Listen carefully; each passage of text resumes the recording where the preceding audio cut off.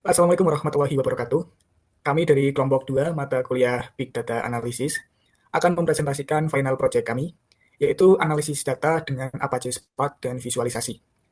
Sebelum itu, kita memperkenalkan dulu. Izin, yang pertama ada saya, Bayu Istianukti, nomor presensi 4. Yang kedua ada saya, Faisal Aldi, nomor absen 8. Yang ketiga ada Muhammad Ikhwan Hidayat, absensi 16. Oke, jadi di sini data analisis data yang kita ambil adalah dataset dari Google, yaitu data penjualan Amazon. Latar belakangnya adalah karena Amazon merupakan perusahaan e-commerce global dengan operasi penjualan yang sangat luas di berbagai negara dan saluran, entah itu online maupun offline. Analisis data penjualan Amazon membantu kita memahami pola permintaannya, kemudian trend revenue, distribusi produk, serta mendukung pengambilan keputusan yang strategis. Oke, untuk permasalahan yang dihadapi dari dataset penjualan di Amazon tadi, yang pertama, data penjualan yang besar dan kompleks sering mengandung masalah kualitas, seperti adanya data yang kosong, kemudian format tanggal yang tidak seragam, maupun adanya duplikasi-duplikasi datanya. Kemudian ada variabel kategorikal yang bisa memiliki inkonsistensi penamaan. Jadi nama-nama di tiap data itu berbeda-beda, tidak konsisten. Yang ketiga, sulitnya memahami trend revenue atau distribusi produk tanpa visualisasi yang baik. Terus yang keempat, diperlukan transformasi data agar siap untuk analisis yang mendalam. Itu meliputi fitur engineering, encoding, dan normalisasi. Dan yang terakhir, tidak adanya informasi langsung tentang musim ataupun benua, sehingga perlu enrichment ataupun penambahan fitur turunan. Kemudian pertanyaan bisnisnya, yang pertama adalah bagaimana tren penjualan atau total revenue Amazon dari waktu ke waktu. Kemudian nomor dua, wilayah mana yang menghasilkan pendapatan tertinggi. Nomor tiga, produk atau item tipe apa yang paling laris di dataset Amazon. Kemudian yang nomor empat, channel penjualan mana yang lebih menguntungkan, apa itu online ataupun offline. Kemudian pertanyaan bisnis selanjutnya adalah bagaimana hubungan antara harga, biaya, dan profit per unitnya. Pertanyaan selanjutnya, bagaimana distribusi prioritas pesanan memengaruhi profit. Dan yang terakhir, apakah ada perbedaan pola penjualan berdasarkan musim maupun benua. Oke, untuk menjawab pertanyaan-pertanyaan berikut, langsung saja kita ke analisa datanya yang sudah kami buat di Google Colab. Baik, kita sudah berada di Google Colab, yaitu aplikasi untuk mengelola data. Di sini dataset yang tadi kita sudah dapatkan dari Google, sudah kami masukkan ke Google Colab. Kemudian kita load datanya. Yang pertama kita import dulu library yang kita butuhkan. Jadi library yang kita butuhkan ada Pandas, Matplotlib, sama Seaborn. Pandas itu untuk data-data tabel, Matplotlib dan Seaborn untuk data-data yang berbentuk grafik. Terus kemudian kita install juga PySpark karena ini menggunakan PySpark.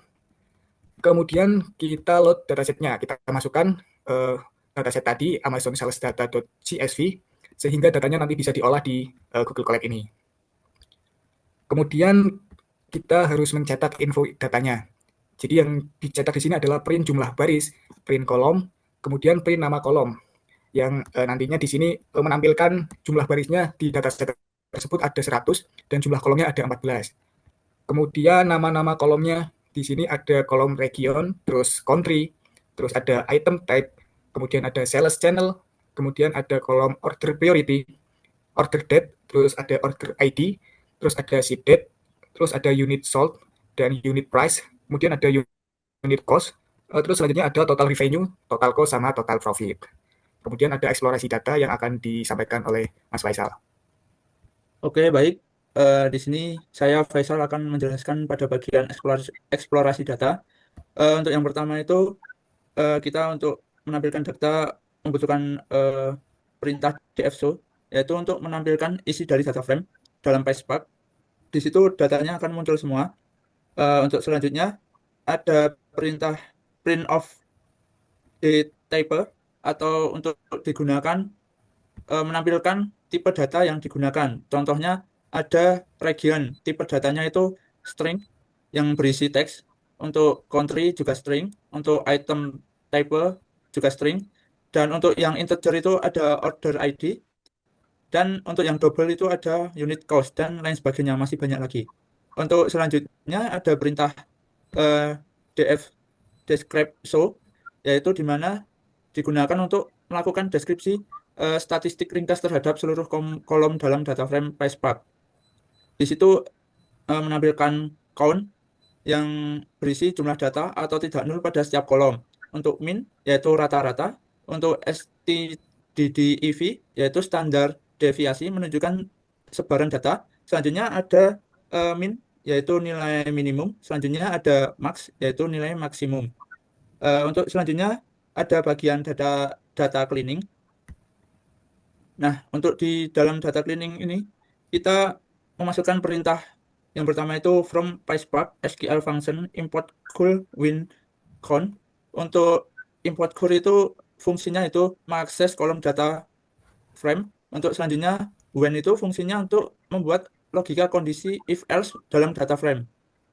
Eh, Sedangkan untuk count yaitu menghitung jumlah baris atau agregat function. Nah, untuk selanjutnya kita memasukkan eh, perintah dfselect. Nah, untuk dalam perintah ini digunakan untuk mengecek jumlah nilai kosong, missing atau null value di setiap kolom data frame.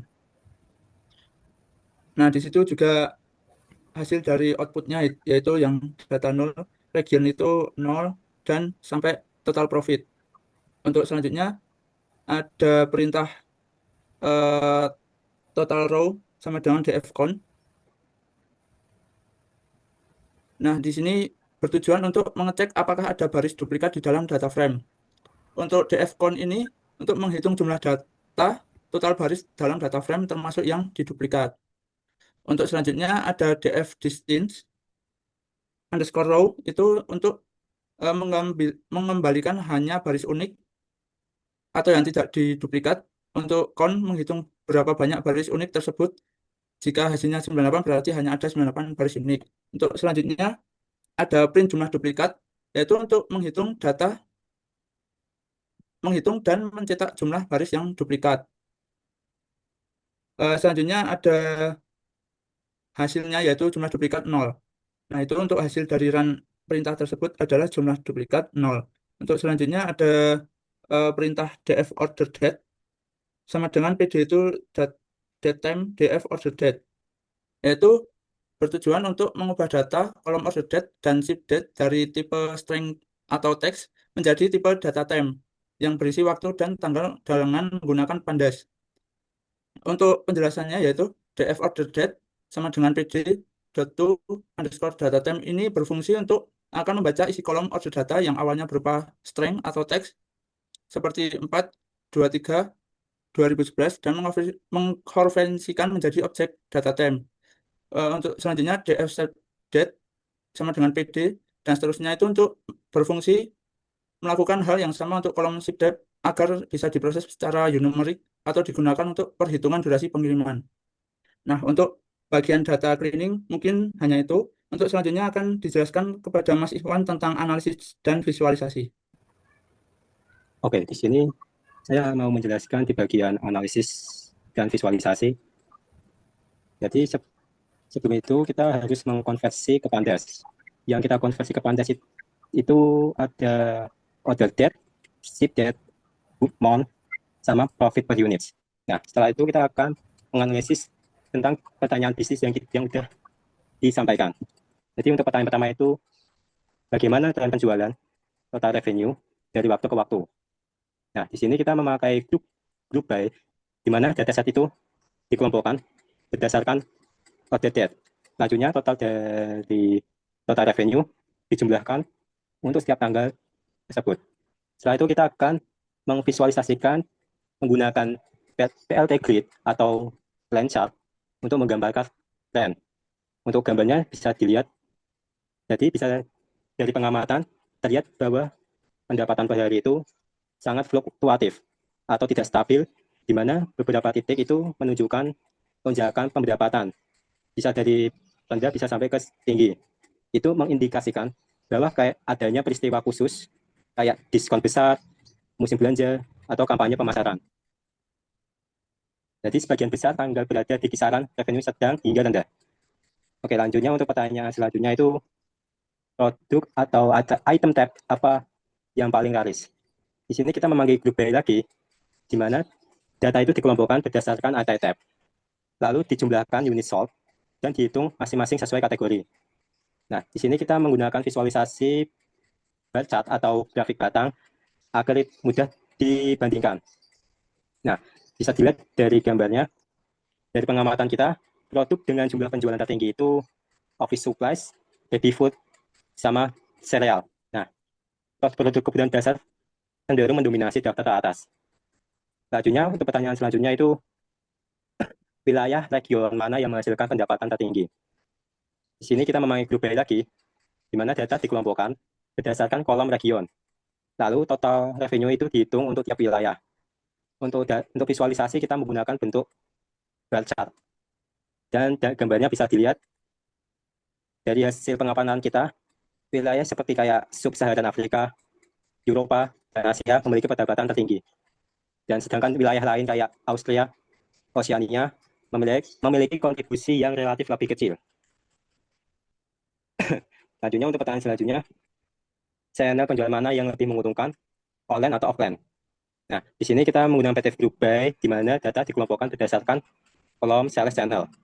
Lalu total profit dihitung untuk masing-masing channel. Untuk visualisasi kita menggunakan P-chart. Untuk gambarnya bisa dilihat dari hasil pengamatan bahwa channel offline itu memberikan profit lebih tinggi dibandingkan channel online. Jadi untuk offline itu sekitar 56,4%, sedangkan online 43,6%. Nah, ini agak mengejutkan karena mengingat tren dunia saat ini lebih cenderung ke arah digitalisasi atau lebih ke online. Lalu untuk pertanyaan nomor 5, bagaimana hubungan antara harga, biaya, dan profit per unit? Di sini kita menggunakan SNS Spreadplot, di mana kita membuat kolom baru seperti profit per unit price dikurangi unit cost. Di sini kita menggunakan visualisasi Spreadplot dari Seaboard yang menunjukkan korelasi antara 3 variabel tersebut. Untuk gambarnya bisa dilihat, dari hasil pengamatan kita, ada produk dengan unit price tinggi, namun profit per unit rendah, karena unit cost juga termasuk tinggi. Sebaliknya, ada produk dengan harga sedang, namun margin keuntungannya yang stabil. Selanjutnya untuk pertanyaan nomor ke-6, bagaimana distribusi prioritas pesanan memengaruhi profit? Untuk skripnya kita memakai SNS Boxplot, di mana distribusi total profit dianalisis berdasarkan order priority. Lalu kita menggunakan visualisasi Boxplot agar bisa melihat sebaran dan outlier. Bisa dilihat gambarnya bahwa dari pengamatan kita tidak ditemukan pola yang konsisten antara level prioritas dan profit. Bahkan beberapa pesanan dengan prioritas rendah menghasilkan profit yang lebih tinggi. Selanjutnya untuk pertanyaan terakhir, apakah ada perbedaan pola penjualan berdasarkan musim atau benua? Nah, di sini kita menggunakan box plot dari kolom order data, dibuat kolom baru yang dinamakan MON. Dan kita menghitung rata-rata total revenue per bulan.